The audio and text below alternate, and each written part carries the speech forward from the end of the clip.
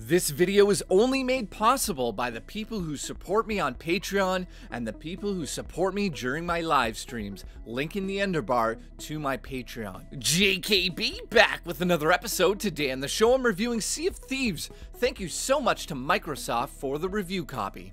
Have you ever wanted to be a pirate? I'll be honest with you guys, when I was young, becoming a pirate was one of the many characters I was inspired to become when I went on adventures with my friends. Hell, I even kept my trusted pirate plastic sword from Halloween on me at all times to make sure that monsters couldn't attack me when the sun went down. This was long ago. You grew up, you started paying bills, you had kids, you had to walk the dog. When you were young, you had one job, and that one job was to create magical storylines with your friends. And even though most of us are paying bills now, we still have video games that can sometimes help us create those magical storylines with our friends again.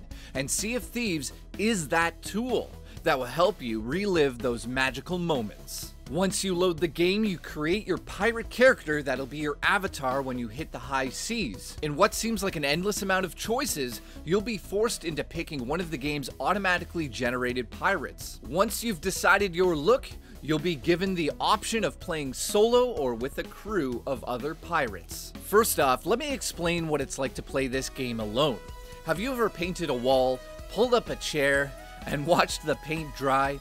Well, you may think I'm being a little over the top here, but I do have a point of why I'm using this analogy. You see, when you paint a room, I'm sure it's because it needed a fresh, updated look. You got sick of looking at that boring white wall in the bathroom and you decided it's time to go with a very nice salmon pink paint for the bathroom. If you painted the room alone, all you'd be left doing at the end was cleaning up the mess of paintbrushes, but the room would have a brand new look. You'd be very pleased with what you did this day, and that'd be it.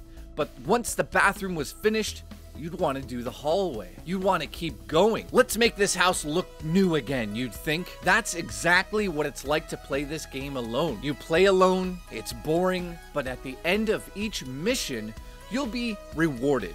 But you'll keep thinking, what's next? What if I keep going? Will this get better? I'll make it clear right here and now. If you don't like online multiplayer games, you need to take a hard pass on this game and get back to painting your basement. This isn't for you, but like I said at the start, if you want to recreate those magical memories you had as a kid, jump right into the biggest boat possible and prepare to do a whole lot of nothing, but have a blast doing a whole lot of nothing with your friends. The progression system isn't your typical progression system. There's 3 factions in the game, with each offering up different types of quests. There's gold quests, which simply show you a map, and on that map you'll see a red X.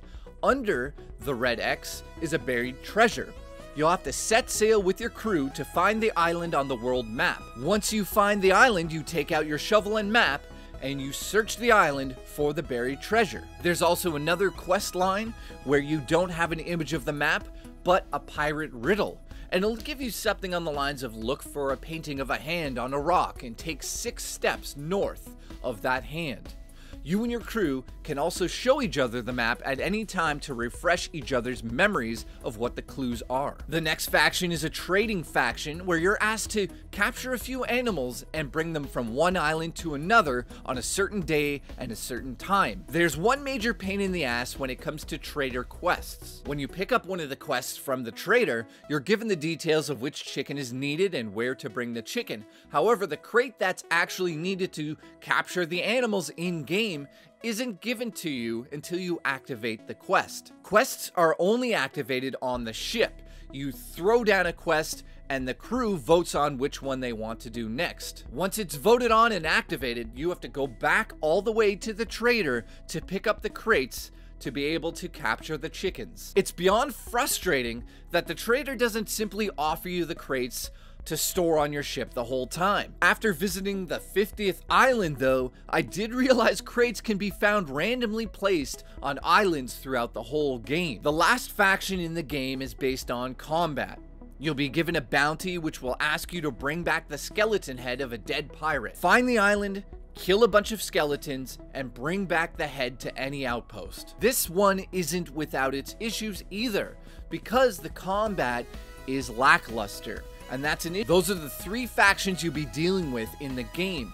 But there's one thing I need to talk about, and that's the ship itself. Each ship in the game has something different for your crew members to deal with as you set sail. There's a map table on each of the ships that shows the world map. All players can look at the map table and notify the captain which direction the boat is headed. Once you've figured out which way you want to sail, you actually have to lower the sails, and they're tethered to each side of the ship. You should also keep in mind that if 2 crew members do this together, it'll go much faster. Once the sails have been lowered, you'll notice that there's a wind blowing in random directions. You can turn the sails to face the wind to speed up the boat. This is very important when you're trying to escape a ship that's attacking you, or if you want to catch up to a ship to attack it. There's one final step needed before you can set sail, and that's the anchor located in the middle of the boat. Once again, doing this with more crew members speeds up the process. Now that everything is ready to go, your ship can begin to move, and this is where the fun begins. The water physics in Sea of Thieves are simply the best I've ever seen to date. But the one aspect of the game that nobody seems to be talking about is the sound design, which brings life to every single wave that comes crashing upon the side of your ship. The sound design in this game is some of the best sound design I've ever heard in any video game ever. The sound team should be very proud of their work. There's another aspect of the game I want to talk about, and that's the fact that the game does absolutely no hand-holding. Once you set sail out on the water, you have to figure out everything by yourself or from experienced players on your crew. There's a whole bunch of items that can be used in the game to either help you find buried treasure or simply goof off with your crew. You have a bucket, which is used to remove water from the ship during a storm, or when you've been blasted by cannon fire and the water is quickly filling up the bottom of your ship. You can also drink a ton of beer out of this tankard, which will cause the player's screen to start warping and move around, simulating being drunk. If you drink enough, you'll puke. Pull out the bucket in time and you'll puke into the bucket. You can toss this bucket of puke at your crewmates, or for extra fun at your enemies, which will stun them for a moment. I'll give you a simple clue about the bucket. If you ever come across a golden skeleton, make sure someone in the crew has a bucket full of water on them. One of the most important items in the game is the compass, which is obviously used to figure out exactly which direction you're pointed. There's also a lantern which lets you see at night and also produces some of the most gorgeous images in this game. Now that you kind of understand what it's like to try to play this game, I'm going to explain what it's like when all of these items come together, but I'm going to do this with some pros and cons. Let's start with the cons. Combat is extremely basic and beyond dull. That's one of the main aspects of the game I was looking forward to. To give you an example of how frustrating it is, you'll come across snakes that seem to have hitboxes that are not clearly defined. It doesn't matter if you swing your sword from the front or the back of the snake,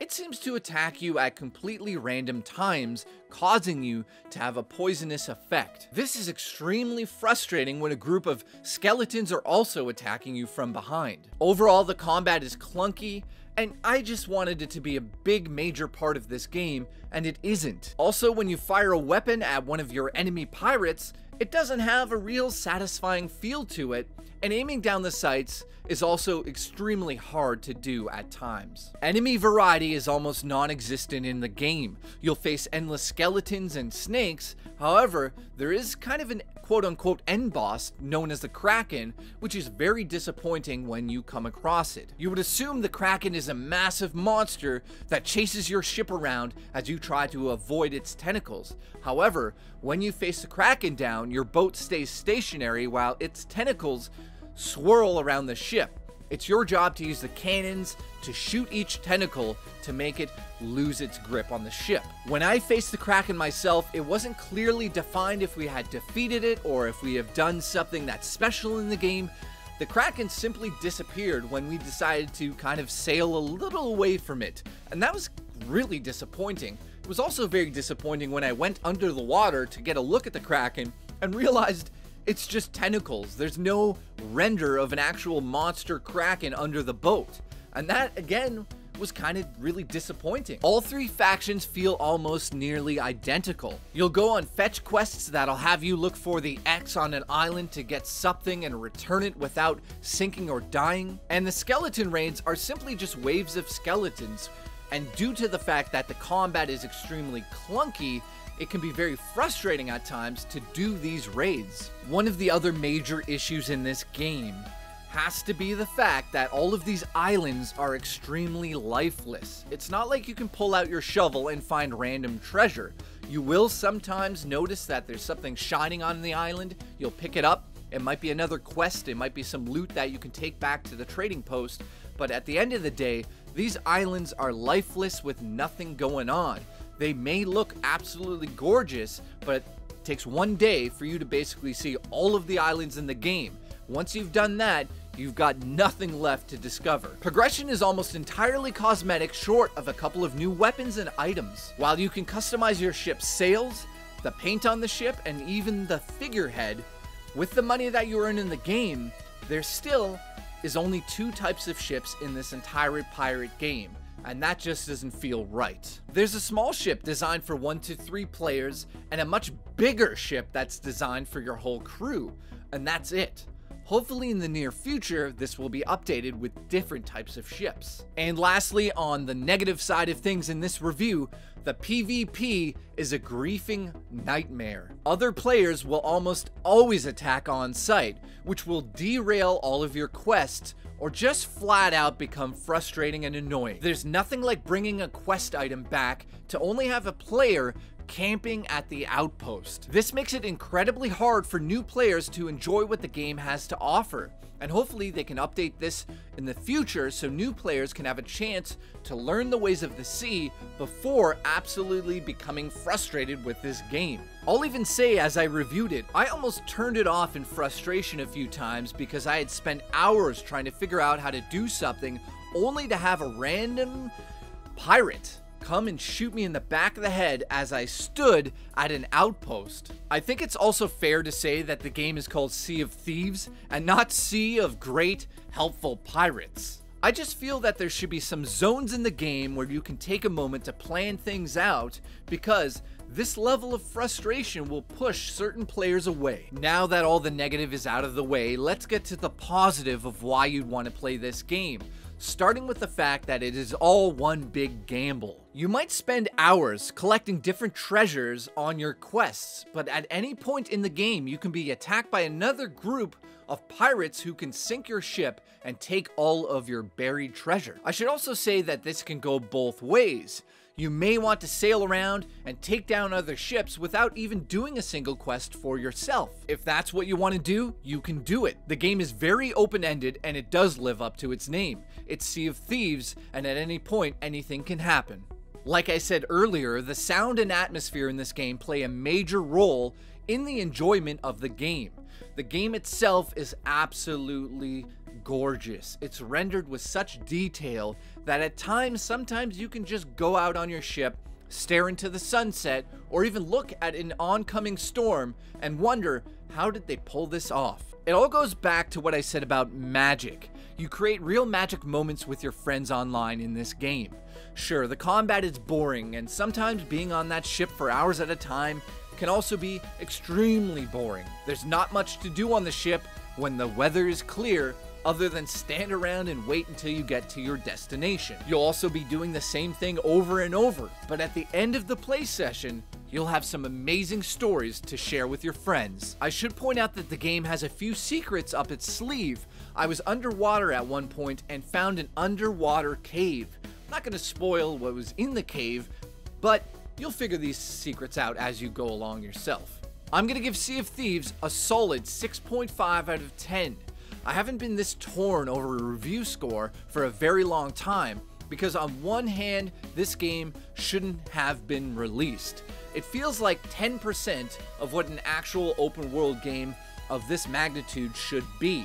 And I don't think everyone is going to argue with me on that point. But you won't find another game out there quite like this right now, with magical, amazing moments with your friends, I recommend you sign up for Game Pass, which is free for 14 days if you've never done that before, and you can download Sea of Thieves on your PC or your Xbox. If you like what you play, Game Pass is where you should definitely experience this game. That's the way to go with this game for now, and I can't stress that enough. I feel that the game is just getting started, and we'll see major updates in the coming months to help fix the game's issues and expand on what you can do in the game. Maybe one day this will be worth the full asking price, but right now I can't say it is. Thank you so much for watching this episode of JKB. If you have any questions about the game, comment below and I'll get back to you. I'll see you guys on the next episode of JKB.